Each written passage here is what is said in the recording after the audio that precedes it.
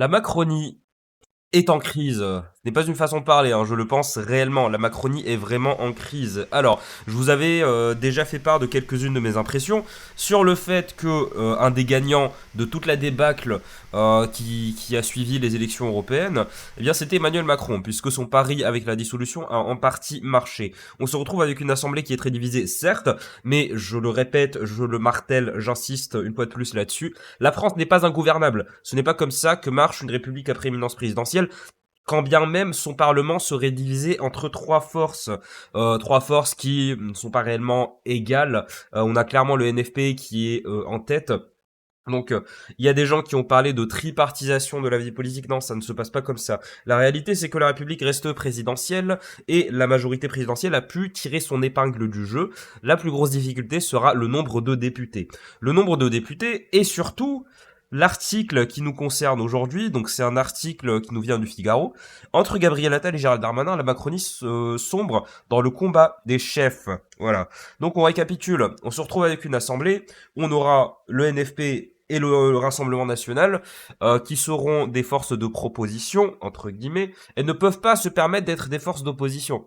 Puisque se déclarer comme force d'opposition, opposition face à qui? Face à dans une assemblée où il n'y a même pas de majorité. Ils ne peuvent pas se réclamer comme étant des forces d'opposition. Et ça serait risqué puisque ça voudrait dire je laisse l'autre, donc le RN vis-à-vis du NFP, ou alors le NFP vis-à-vis du Rassemblement national. Je laisse l'autre faire ce qu'il veut avec le gouvernement. S'il y a des gens qui pensent qu'une alliance entre NFP et la majorité présidentielle est peu probable, je vous rappelle que le NFP, parmi les 5-6 partis qui le forment, il y en a deux qui sont quasi ouvertement macronistes. Hein.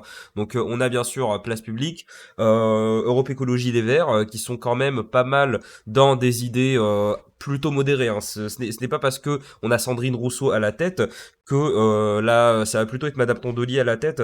Ce n'est pas parce que on a des personnalités comme ça que nécessairement Europe Écologie Les Verts sera un parti d'énormes gauchistes. Hein. Faut pas le prendre comme ça. Ça reste des macronistes, ça reste des centristes. Et on a le Parti socialiste aussi, qui, on va y revenir peut-être la vidéo de demain. Ou alors, si j'ai le temps, je vais vous en faire un segment. Mais le Parti socialiste, il est en train de se chercher. Hein. Le Parti socialiste, on a encore des symptômes de Macron de 2017 qui vient, qui leur pique la moitié de leurs candidats. Donc, en tout cas, on a cet article. Donc, on a ces difficultés, la difficulté politique de la majorité. C'est que déjà bon, elle a su tirer son épingle du jeu, certes, parce que ça sera elle qui va décider entre le NFP et le RN. Ils vont faire des propositions de loi et ça sera à la Macronie de trancher. Cela dit, ils ont un nombre très faible de députés. Ils sont passés de 170 députés une centaine. C'est pas évident. Hein. La Macronie a quand même pas mal de plomb dans l'aile. On va lire cet article. Alors, Emmanuel Macron rentre tout juste du sommet de l'OTAN à Washington ce vendredi matin quand il réunit le salon vert de l'Élysée, les cadres de son parti Renaissance. Il y a je pensais que c'était Renaissance pour la République. Ah non, pardon, c'est je confonds. Autant pour moi, je confonds. Renaissance avec pour la République ou un truc comme ça. C'est le nom c'est le nom de la formation politique à l'Assemblée. C'est le nom du groupe parlementaire à l'Assemblée nationale. Il y a urgence à ressouder un camp en voie de dislocation alors que la gauche revendique le pouvoir depuis le second tour des législatives anticipées dimanche. Notez l'utilisation très précise du mot dislocation et ressouder. L'article ne se cache pas sur le fait de reconnaître, et je suis d'accord avec lui, je suis d'accord avec monsieur Boischaud-Loris, je me retiens très fort de ne pas faire de jeu de mots sur son nom de famille, mais je suis très d'accord avec lui sur le fait que bah il s'est clairement disloqué. Hein. On a les centristes se sont tellement extrême centrisés, vous pardonnerez mais les raccourcis de langage que je prends, les extrêmes centristes se sont tellement centrisés qu'ils ont éloigné les centres gauche et les centres droits qui se sont ralliés, et les républicains aussi qui ont largement su tirer leur épingle du jeu, à voir ce qu'ils vont faire par la suite. Autour de lui, le chef de l'État a convié son premier ministre, Gabriel Attal, sa prédécesseur Elisabeth Borne, ses ministres Gérald Darmanin, ministre de l'Intérieur, Stéphane Séjourné, ministre des Affaires étrangères, Aurore Berger, ministre de l'égalité homme-femme, l'égalité femmes-hommes, bref. Le député Sylvain Maillard. Est-ce que vous avez, petite parenthèse, est-ce que vous êtes déjà allé voir les locaux ou alors est-ce que vous êtes passé à côté des locaux du ministère de l'égalité homme-femme à Paris? Je vous conseille d'aller regarder. Il n'y a même pas besoin de formuler la blague. Le député Sylvain Maillard ainsi que la présidente sortante de l'Assemblée nationale, Yael Braun-Pivet. Quelle date butoir fixée pour former les coalitions entre forces républicaines qu'il a appelées de ses vœux dans sa récente lettre aux Français? Comment manœuvrer en vue de l'élection à la présidence du Palais Bourbon, prévue jeudi, que le président voit comme un premier vote de clarification? La parole circule entre les convives. Donc voilà, le Palais Bourbon, c'est l'Assemblée nationale, hein, pour ceux qui ont besoin de certaines précisions des termes. Je conçois qu'il y a pour éviter des répétitions, les journalistes, parfois, ont tendance à utiliser des mots. Ils ont tendance à utiliser des expressions qui ne servent à rien, ne serait-ce qu'à éviter une répétition. Donc voilà, le Palais Bourbon, il s'agit du bâtiment de l'Assemblée nationale. Alors, et puis, la partie qui nous intéresse, il y a l'avenir du groupe Renaissance, passé de 170 députés à près d'une centaine. Gabriel Attal, seul en liste, doit être élu à sa tête samedi matin par vote électronique, au terme d'une semaine de tractations pendant lesquelles il s'est vu concurrencé par Gérald Darmanin et Elisabeth Borne. En termes de présidence du groupe, puisque voilà, comment ça se passe à l'Assemblée nationale, les partis ne sont pas nommés comme tels. Ils ont un nom, et le fait qu'ils ont un nom, en fait, ça veut dire que ce sont un petit peu, d'une certaine manière, ce sont des structures à part, qui essaient en tout cas de dire qu'elles existent en dehors de leur parti, pas vraiment, mais en tout cas qu'elles existent à l'Assemblée nationale, pas en tant que parti, mais en tant que groupe de députés. C'est un petit, c'est un petit peu ça l'idée. Puisque l'objectif de l'Assemblée nationale, donc l'esprit de la 5ème République là-dedans, on peut en discuter si vous voulez, mais je vous fais que vous expliquer, je ne fais que vous expliquer l'esprit qu'il y a derrière les institutions. Derrière cette idée, c'est le fait que les députés ne se représentent pas eux, ils ne représentent pas leur parti, mais ils représentent la nation entière. Certes, ils représentent leur circonscription, ils vont essayer de défendre leur circonscription à l'Assemblée nationale. On a eu le cas d'un député qui avait parlé breton juste pour rire pendant une séance de l'Assemblée nationale. Bon, c'était passé, mais généralement, si c'était sérieux, ce genre de comportement serait inacceptable. On a eu le cas de Jean Lassalle qui a porté un gilet jaune au moment de l'éclatement du mouvement. Il a été rappelé à l'ordre. Je ne me rappelle plus s'il avait été exclu, mais en tout cas, porter des symboles, en fait, tout ce qui peut manifester une appartenance quelconque, ça vaut exclusion. Donc, il est tout à fait normal que les députés, que les groupes ne soient pas au nom des partis. Donc, ça signifie qu'il faut un chef, en fait. Il faut un chef, un président de parti, un président de groupe parlementaire. Et bien évidemment, ils ont choisi Attal. Et mon Dieu, qu'ils ont raison. Qui allait-il choisir? Elisabeth Borne, qui a, mais l'Assemblée, le groupe parlementaire, le groupe à l'Assemblée nationale de Renaissance qui choisit Madame Borne pour présider le groupe à l'Assemblée nationale, mais ça aurait été, encore une fois, une blague qui est tellement drôle, enfin qui est tellement cocasse qu'on n'a même pas besoin de la formuler.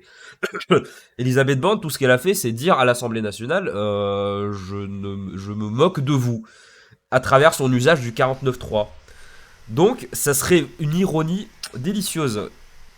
Peut-être même que j'irais jusqu'à dire que j'aurais souhaité qu'il le fasse juste pour qu'on puisse se marrer un bon coup. Donc Gabriel Attal, c'était le choix évident. Gabriel Attal, il n'a pas encore été envoyé au casse-pipe par Macron. Gabriel Attal, il l'a clairement montré. Alors, prochaine vidéo. Est-ce que Gabriel Attal s'est émancipé de Macron? Moi, je pense que non, que c'est une manœuvre de la Macronie. Je vous prie de m'excuser un petit peu, je vais m'hydrater le gosier. Puisque je sens la crise de tout qui arrive là. Donc, à distance, donc Elisabeth Borne, non, ça serait, je sais même pas comment le formuler. Elle a passé les moments les plus marquants de sa carrière en tant que Premier ministre. C'était les moments où elle a utilisé le 49.3, qui est un outil très gaulien qui permet de contourner l'Assemblée nationale, qui dit je me moque de ce que les députés de ce que vous députés pensez. Donc ça serait beaucoup trop pour que ça soit réel. Et Gérald Darmanin qui a été envoyé au casse-pipe. Gabriel Attal n'a pas été envoyé au casse-pipe et je ne pense pas que ça sera le cas. Gérald Darmanin, par contre, il a été envoyé au casse-pipe déjà en étant nommé ministre de l'Intérieur, puisque le ministère de l'Intérieur, c'est un poste où qu'importe l'occupant, il dégringole en termes de popularité. Et vous vous souvenez ce moment d'anthologie lors du débat entre Darmanin et Le Pen? Au bout de 30 minutes, on avait compris qui était le plus dur en termes d'immigration, et paradoxalement, c'était Gérald Darmanin qui accusait Madame Le Pen d'être beaucoup trop douce, d'être beaucoup trop conciliante avec l'immigration. C'est, encore une fois, d'abord c'est une tragédie, ensuite c'est une farce. À distance, Emmanuel Macron n'a rien. Je poursuis la lecture de l'article. À distance, Emmanuel Macron n'a rien raté de cette lutte d'influence entre rivaux. Devant eux, ce vendredi matin, il déplore un spectacle désastreux. Il les appelle à préférer la nation, entre guillemets, plutôt que les ambitions prématurées. On ferme les guillemets. Et insiste, on ne peut pas faire ce qu'on a reproché aux autres avant d'arriver au pouvoir. Le message est cinglant. Oui, rien d'intéressant.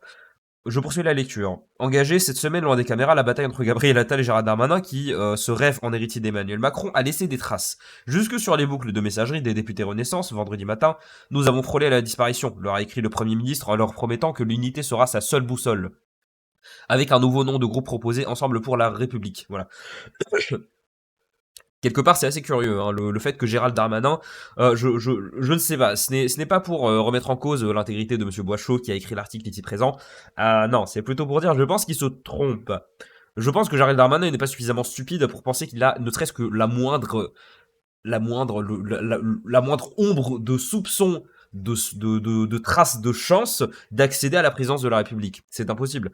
Ministre de l'Intérieur qui se montre plus autoritaire que Madame Le Pen en termes, enfin qui se dit, il ne l'est pas réellement, mais il se dit plus autoritaire sur des questions d'immigration et aussi d'insécurité que Madame Le Pen.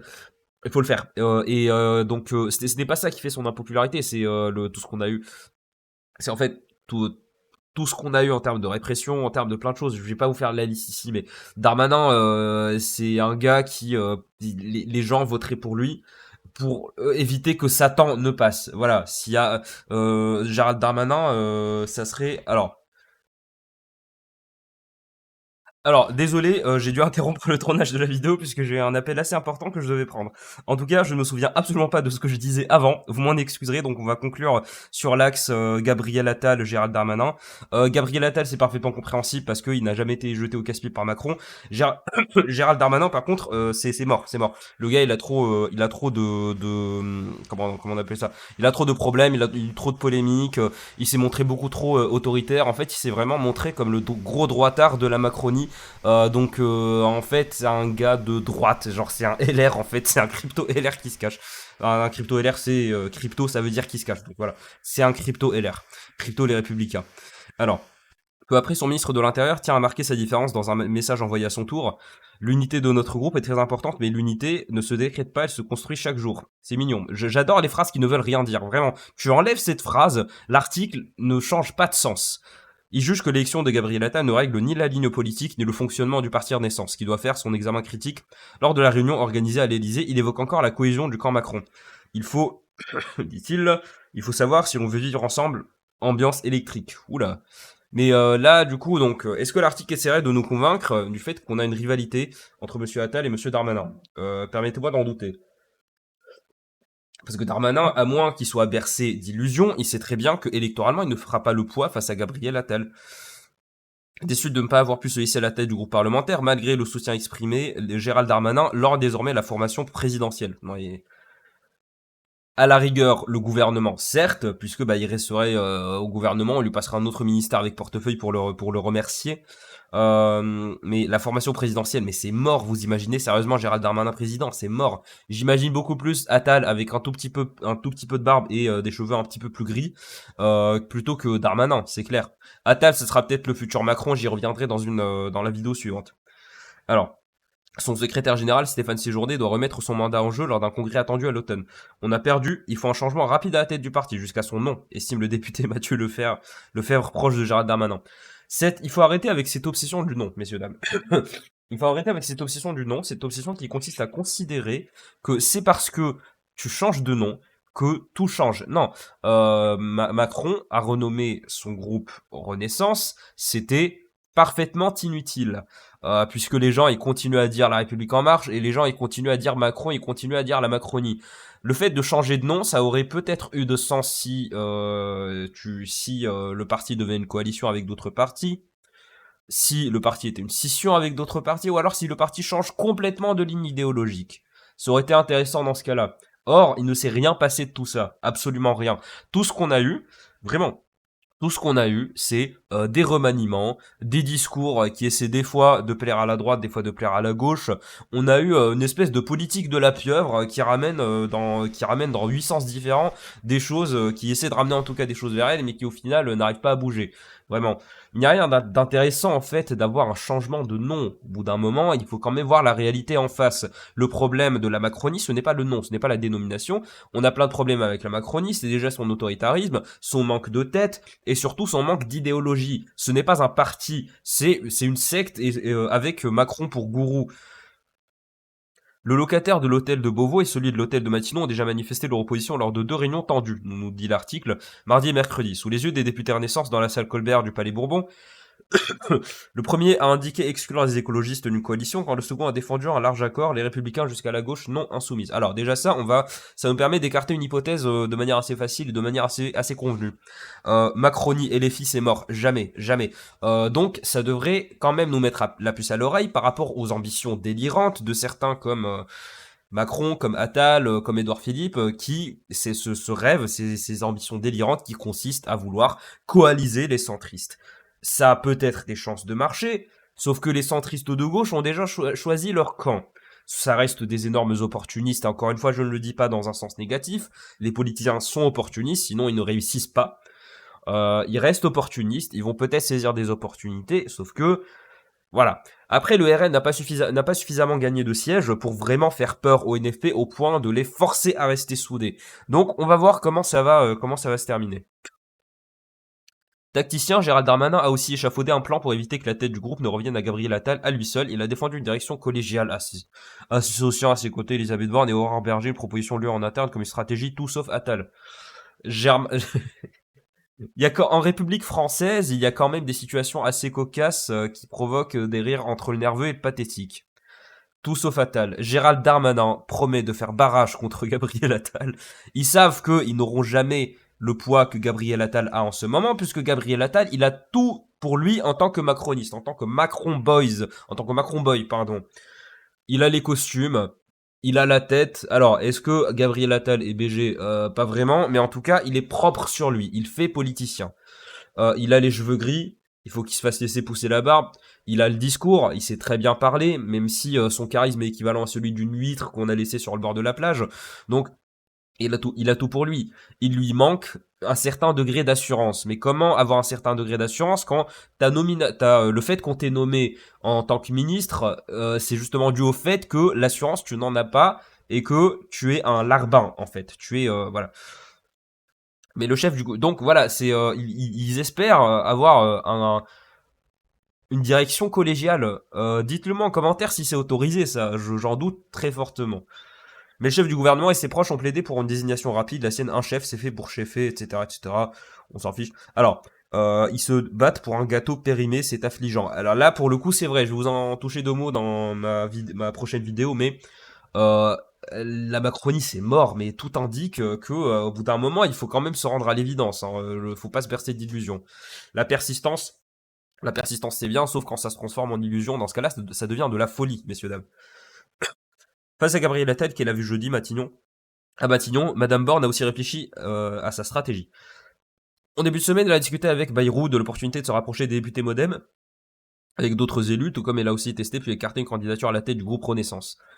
Les politiciens n'écartent jamais des positions de pouvoir. Désolé pour le bruit de fond, le chat est en train de faire ses griffes.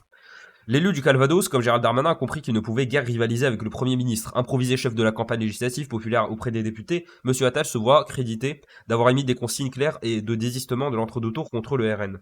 Voilà. Ça, c'est ce qui a, je pense que c'est ce qui a fait en partie, pas sa popularité, mais le fait que c'est le numéro 2, ça a été appuyé par ça. Sur le fait qu'il a émis des consignes de désistement, alors que je pense que c'est Macron qui lui a dit de le faire, mais en tout cas pas publiquement. Et celui qui l'a fait publiquement, c'est Gabriel Attal. Donc en fait, Gabriel Attal se présente comme étant le gars qui fait barrage contre le RN en fait, ou alors contre qui en fait, on ne sait pas réellement. Donc Gabriel Attal, consigne claire justement. Donc ouais, ils ont compris que voilà, c'est mort, hein, c'est mort. Ils peuvent pas rivaliser avec Attal. Déjà en plus, il est premier ministre, il est numéro 2 du pouvoir. Non seulement il est numéro 2 en termes de réputation, il est surtout numéro 2 en termes de pouvoir. Ce qui ne devrait pas être le cas. Le premier ministre ne devrait pas être numéro 2. C'est pas l'esprit de la République. Mais, comme quoi, ça vous montre que c'est question d'esprit de la République, tout ça, c'est un peu n'importe quoi. Alors. De nombreux parlementaires estiment qu'ils l'ont aidé à survivre à la dissolution, une décision en faveur de laquelle a plaidé le ministre de l'Intérieur. A l'inverse, auprès d'Emmanuel Macron, longtemps jugé proche du chef de l'État, avec lequel il entretient des relations délétères depuis son annonce surprise. Gabriel Attal apparaît désormais comme l'un des seuls qui se distingue le plus, un retournement. Future vidéo, encore une fois, mais il faut arrêter avec ce délire de Gabriel Attal, il a tué le père, Gabriel Attal s'est émancipé de Macron. Pour pouvoir mener à bien ses nouvelles ambitions, bientôt entouré de 5 vice-présidents élus, il a examiné le calendrier. La démission de son gouvernement qu'il a présenté dès le lundi 8 juillet au chef de l'État pourrait être acceptée mardi 16 juillet. Cela lui permettrait ainsi qu'aux 17 autres ministres élus de siéger dès le début de la législature. 2 jours plus tard, et de participer au vote de la présidence de l'Assemblée nationale. Monsieur Macron est prévenu vendredi à l'Élysée dans une nouvelle mise en garde. Il a la responsabilité de réussir ses élections internes. Ouf. Macron, on avait lu en partie sa lettre, ce n'était pas très intéressant, mais Macron a quand même cette illusion d'essayer de rassembler les centristes pour former une majorité. Parce que je vous rappelle que les groupes parlementaires, ça n'engage rien du tout. Hein. Ça se fait, ça se défait. N'importe quel député peut décider de faire scission, n'importe quel député peut décider de créer son propre groupe parlementaire, d'en rejoindre un autre au détriment de son parti original. Voilà. Donc, on a la conclusion qui est très claire ici. On a une conclusion qui est très claire, c'est que Gabriel Attal, voilà, il est, pardon, il est en train d'émerger doucement mais sûrement. Sauf que le discours macroniste, il est quand même en pleine illusion. Moi, ma conclusion, ça serait la suivante. La Macronie essaie de faire croire qu'ils sont en train d'essayer d'établir des stratégies. La Macronie est en train de mourir. Pourquoi est-ce que les gens ont une telle obsession? Et peut-être que je fais clairement partie du problème. Mais les gens parlent beaucoup de Attal, on parle beaucoup de ce parti-là, mais on n'en parle pas pour dire qu'il est en état de mort cérébrale, sans idéologie, sans candidat, sans tête, sans rien du tout. Un parti politique, ça a besoin de beaucoup de têtes. Ceux qui le font le mieux, ce sont les Républicains, de très très loin, talonnés par la France insoumise. Il faut des personnalités. Ce parti n'en a pas. Il est en état de mort cérébrale, il n'a pas d'idéologie, il est clairement, c'est fini. Le moment Macron, on l'appellera comme ça dans les livres d'histoire, j'y mettrai ma main à couper. Le moment Macron, c'est terminé. C'est terminé. Ce discours de on va être le barrage contre les extrêmes, ça s'est plutôt transformé sous la doctrine Attal, ça s'est plutôt transformé en on va choisir des gens qu'on qualifie d'extrêmes et on va élargir un petit peu. Il y a certains qui sont extrêmes et certains qui ne le sont pas. Et on va aider ceux qu'on considère comme étant faisant partie de l'arc républicain. Voilà, on va pas tergiverser pendant 100 ans là-dessus. La vidéo suivante que je vais vous faire risque d'être un petit peu plus longue. J'espère qu'elle sera plus intéressante que celle-ci en tout cas.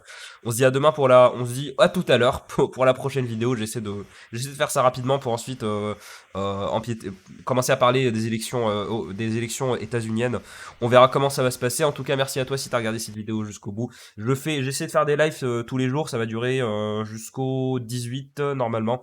18-19, ça dépend de plein de choses que je ne vais pas détailler ici au risque de vous ennuyer. On se dit à tout à l'heure pour la prochaine vidéo. D'ici là, respire un bon coup, gardez l'esprit ouvert. Salut.